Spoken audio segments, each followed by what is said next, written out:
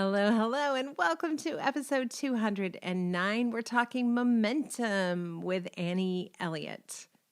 Annie's been a guest on the show before. She's also attended a Business of Design Elite retreat. So I felt comfortable and safe letting Annie guide me through a kind of a momentum challenge I'm having right now. I don't know, are you guys feeling it too? Like projects are kind of starting and stalling, with every lockdown or COVID situation. We get a little momentum, it's taken away. And I'm finding that a little bit challenging. So I was able to have a conversation with Annie about that on this. Annie's one of those people who will tell you anything. And I know her journey to success wasn't linear, like anyone's journey to success, I suspect. She says it took her years and years to figure out that it was actually her colorful, more whimsical style, maybe more English style that clients really wanted. So rather than playing it safe, which she kind of did at the beginning, she realized when she pulled out those extra special touches that she was worried the client would think were too much, those were actually the things the clients gravitated towards. So that gave her the courage to be herself, to be more authentic. And now her business really thrives. In fact, she says she loves when someone says to her, I saw a room image in a magazine and I just knew it was you. That is the ultimate compliment. If you're a Business of Design member, first of all, thank you. And second of all, you can look forward to Annie talking about Trade Day. Actually, it is actually a disagreement. Annie and I are starting off the Members Only podcast with a disagreement about Trade Day. She would like to do it one way, and I say, nope, that's not the way to do it. You should do it this way. And it's really a fun conversation, and I think we got to the meat of the problem and sorted it all out by the end. So make sure you're getting to those member-only podcasts as well. It's our way of saying thank you so much for supporting Business of Design and the important work we do out there in the world at large. Did you happen to catch episode number 208 with Andrew Cochin of Workshop APD? If you did, you know the host was the fabulous Darcy Heather, an interior design professional from New York City. Darcy did our first mic takeover. Thanks, Darcy. And it was so much fun for me to be able to listen to the podcast, just kick back and take it all in. I must say, Darcy did a phenomenal job as host, prompting Andrew to share generously with all of us. I loved how humble he was despite what is obviously phenomenal success. I also love that he threw the praise right back at Darcy in terms of setting up their first ever interior design department. I thought that was really lovely. And I was also so happy to hear, Darcy, congratulations that you're working on a project with the same client, the third project for the same client. That is the ultimate testimonial, and that's where we all hope to be. So congratulations. I'm taking away something really important from that episode, which is this: good work gets good work. I have found that to be absolutely true in my business. Thank you so much, Darcy. Let me tell you about Annie. She says she is a recovering art historian. And that particular period of learning in her life allowed her to develop the style she has now. Annie lives and works in the DC area, and she had the ultimate experience of being able to work with some of the nation's most beautiful museums. I can't imagine a more exciting or thrilling education. That seems amazing to me. In 2004, armed with a master's degree in art history, she started her interior design coursework at the Corcoran College of Art and Design. Today, Interiors by Annie Elliott Design feature an exuberant, I love that word, exuberant mix of antiques, distinctive art, and modern furnishings. Check out our website, annieelliottdesign.com, Elliott with 2 T's. Or you can also find Annie on Instagram at Annie Elliott Design. Annie's work has appeared in HGTV Magazine, This Old House, the New York Times, the Washington Post, and the Wall Street Journal. I think that's a pretty impressive pedigree. And Annie has a lot of wisdom to share with this group.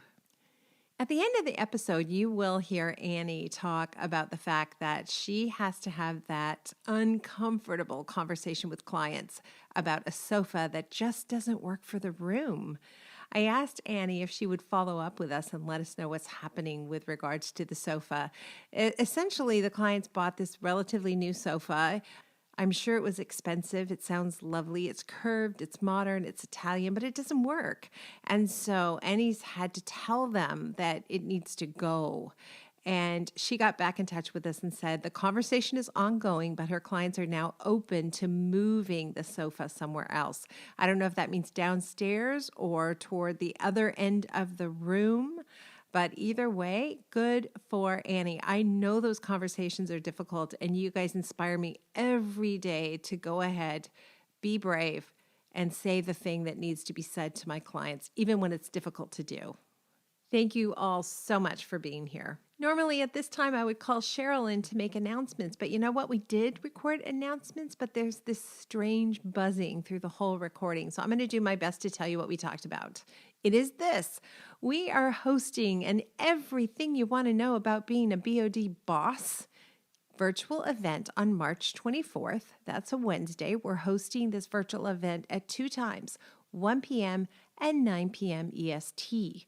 That way, no matter where you live, you'll be able to come to the event, learn more about what it takes to become a boss, what you can expect to get out of being a boss, and virtually ask any question you want of Team BOD.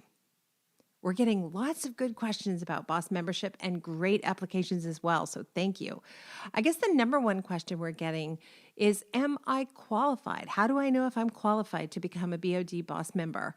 Well, first of all, you're going to fill out an application. Everybody's welcome to fill out that application. It's not difficult. It's pretty straightforward. There are a couple of questions we're going to ask, which will help us determine whether or not you're qualified at this time to become a BOD boss. For example, we're going to ask you if you've completed your Business of Design Professional certification.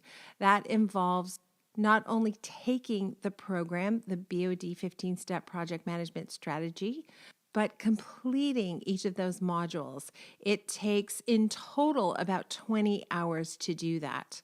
We'll also be asking questions which will let us know whether or not you've implemented some or all of what you've learned. Now, some of you have been Business of Design members for so long, and you've taken the BOD 15 several times by now. You don't need to take it again in order to qualify to become a BOD boss member. We consider you legacy members, so go ahead and fill out the application and we'll know who you are. It's our job as Team BOD to vet those applications and create groups that we know will provide you as a member with your maximum opportunity for growth so you can level up your business. And that leads me to the second most popular question, which is, I'm already a member. I've already gotten a lot out of it. What do I need BOD boss group membership for? That's a great question. If you're already a member, I can guess, because we've been doing this a long time, that your business has really changed dramatically. You're more profitable. Your systems are running better. Your staff is working more harmoniously. You have a better handle on how to manage your trades and your clients. It's all good. You're also taking a salary. And maybe, let's say, for example, you've been taking home a salary of $75,000 for the last couple of years. At that point, you feel that you're plateaued. What else is there for me? Well, first of all, we want to get you over that $100,000 barrier. Everybody should be earning $100,000 plus as an interior design professional, or everybody who wants to. That is a goal that is within reach. And your Business of Design Boss Group is specifically designed to help you get there. Business of Design Boss Group membership is a 3-year commitment. The fee to participate is $6,000 for the 3 years. If you're ready to level up, to hit your goals, or even exceed your goals, we will create the structure and the format you need with an intimate group of peers who are ready to join you on this life-changing mission. Apply today. Groups begin in October, which means there's plenty of time to complete your Business of Design certification if you haven't yet done it. And in the meantime, save the date, March 24th, 1 p.m. or 9 p.m. EST. Everything you wanted to know about Business of Design Boss membership will answer all your questions. This truly will be a life-changing journey. Apply today. That's it for announcements, and Cheryl will be back next week. Stay happy, stay healthy, stay flexible. And now, back to the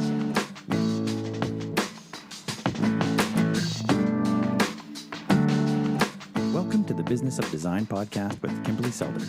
Business of Design is the world's best business training for interior design professionals like you. We have the systems, strategies, and protocols you need to consistently satisfy clients, increase profitability, and run your projects like a boss. Unlike traditional coaching, BOD is a fast track to immediate results. Don't try to do this alone. Join today and you'll have access to hundreds of targeted training modules, plus member perks like BOD Live events, member-only podcasts, preferred pricing, and the support of an engaged community of peers. We all know design matters. At Business of Design, we think designers matter too.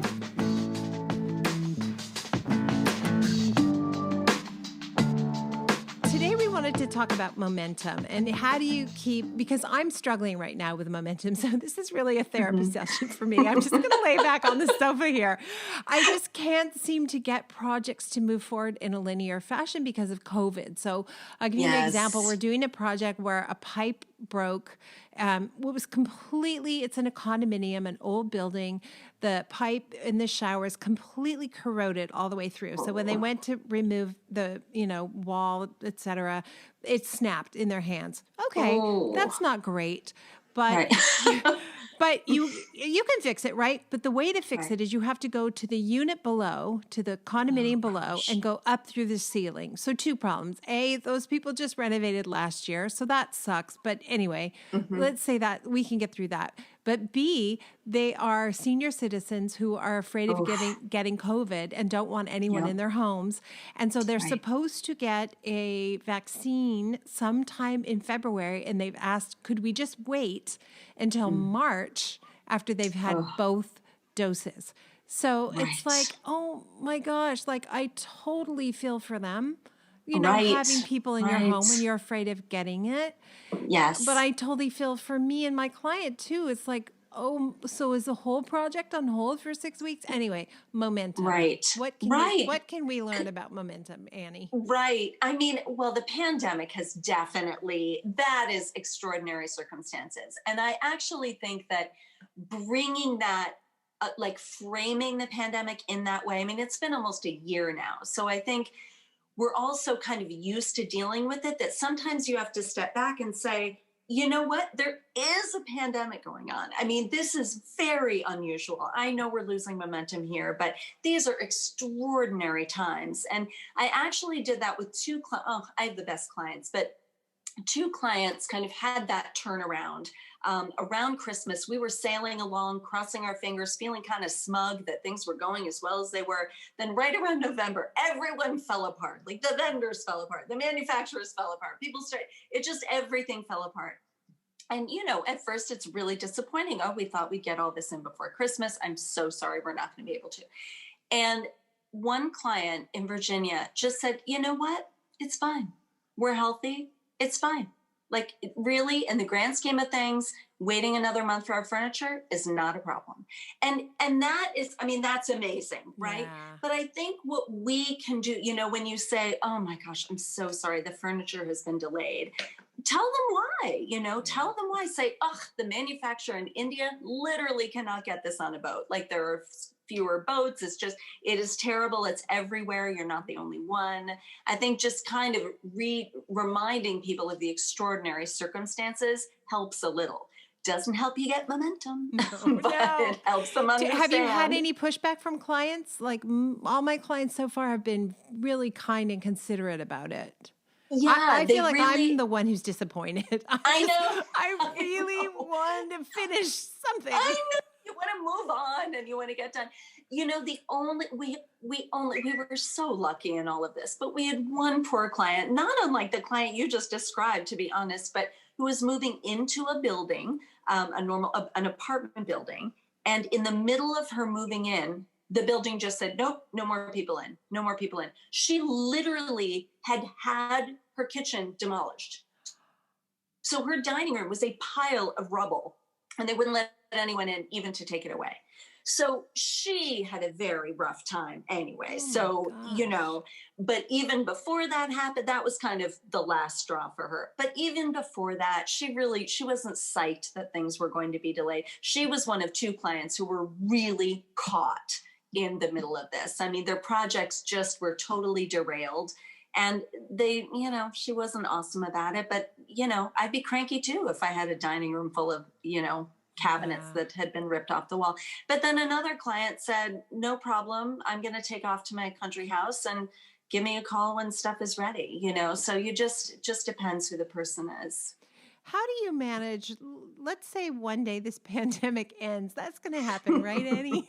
It will happen. Okay. I promise you. Right. I promise you. All right. Let's say one day this pandemic ends. How do you keep and maintain a kind of careful momentum with projects? Are you careful at the intake? Is that how you stagger your new projects? What do you do to make sure you don't have all your step 3s, all your step 4s, all your step 5s happening at the same time?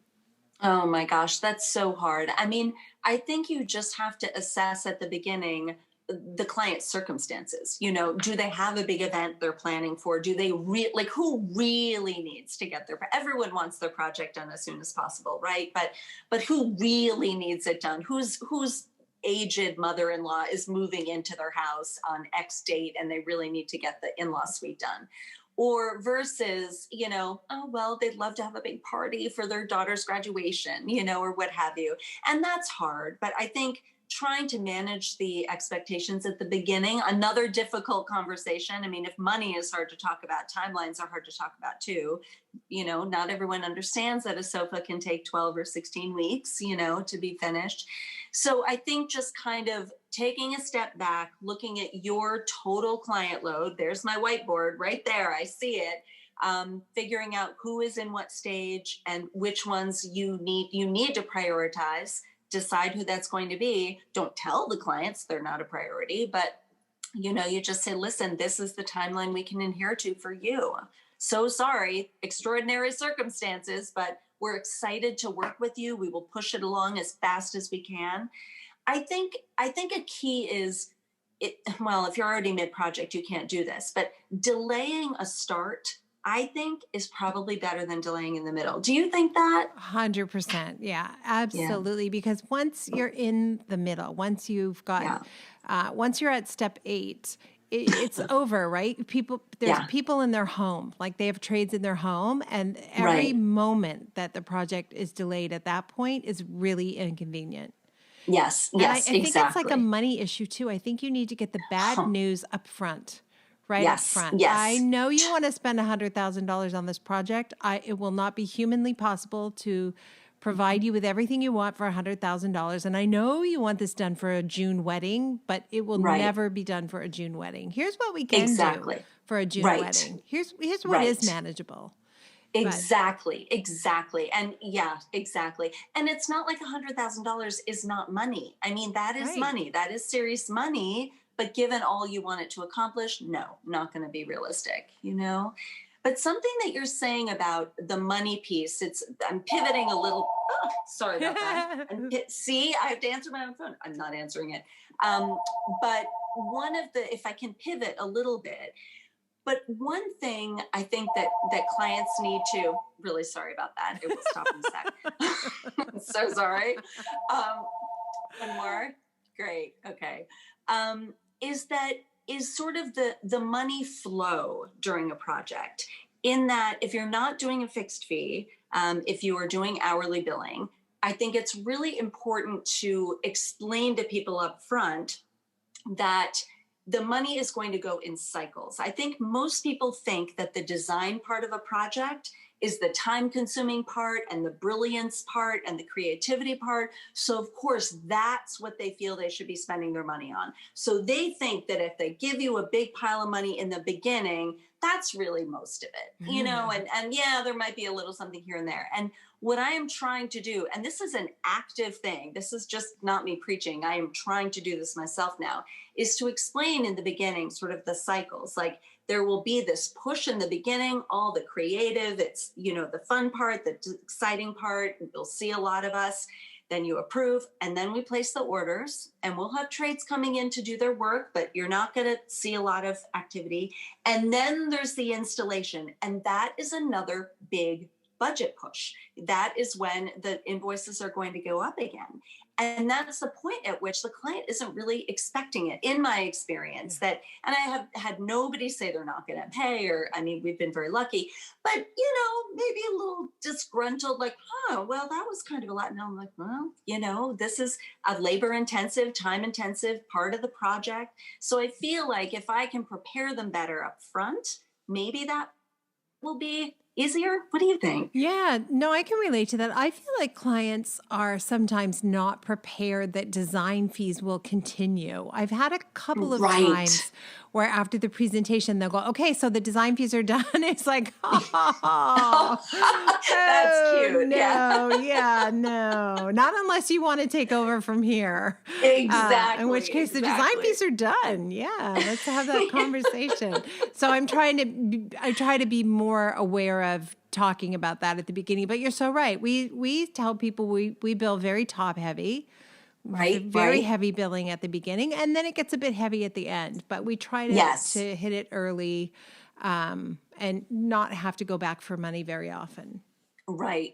I need to say the heavy at the end part. That's the part I need to say, because it is top heavy for sure.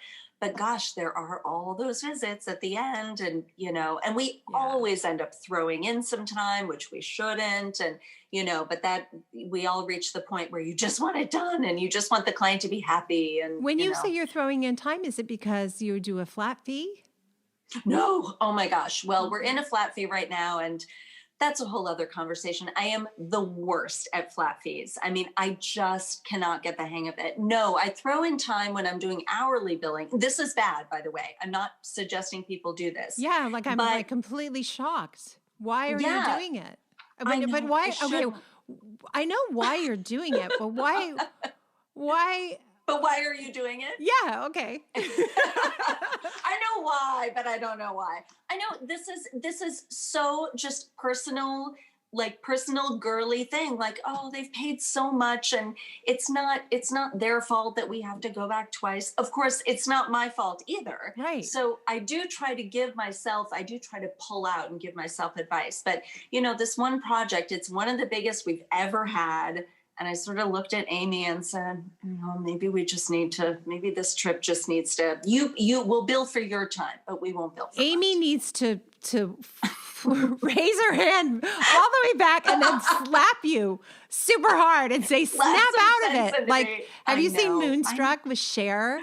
You know, that great scene. Not for a long time. Oh my gosh, that's one of my favorite movies. So there's a great scene with Nicolas Cage. She says, I love you. And she takes her hand back and she slaps him really hard. She goes, snap out of it. That's what Amy needs to do for you. That is totally, but I mean, if this isn't evidence that it is a constant challenge to run your own business, I don't know what it is. I've been doing this for 16 years. Right. Have I learned nothing? I mean, I have learned a lot. We have learned a lot, but we still make mistakes. And I do appreciate the temptation to do that. But I would really encourage you, just don't do it. Build the truth. And then if the client complains, then you can have a conversation. But I would be honest about what it takes.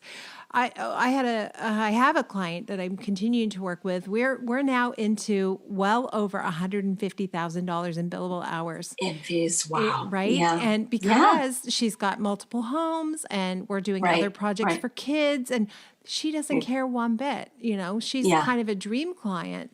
Yeah. So it's my money mindset baggage that says that's too much money to spend on that service, not hers. Yes, that is exactly right. That is exactly right. Yep. That's my damage. We are like, as the kids say. We are cut from the same cloth. Your kids say that's your damage?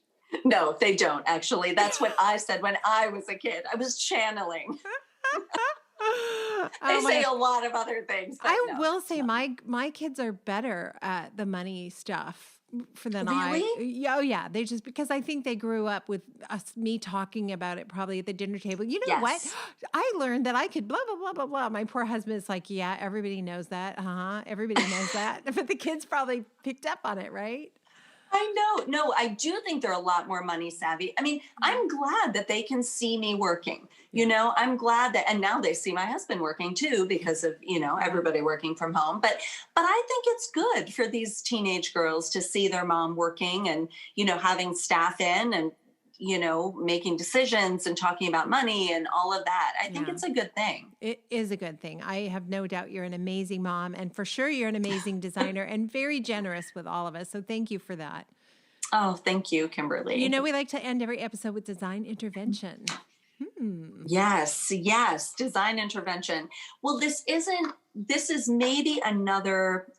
new. So I don't know how helpful it will be, but it is something I have to remind myself all the time. And it's a Kimberley Seldon nugget. And it is, go into your presentations with one plan. Go in with your design plan. Have your bag of tricks, but go in with your plan, believe in your plan, present your plan, and then stop talking.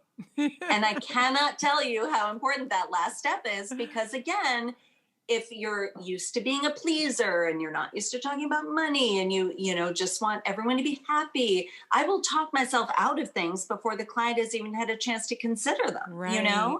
So you got to remember, I think that there's always going to be more than one right answer, right? There's always going to be more than one design solution, but you're presenting what you think is the best solution for them for now, now in this moment.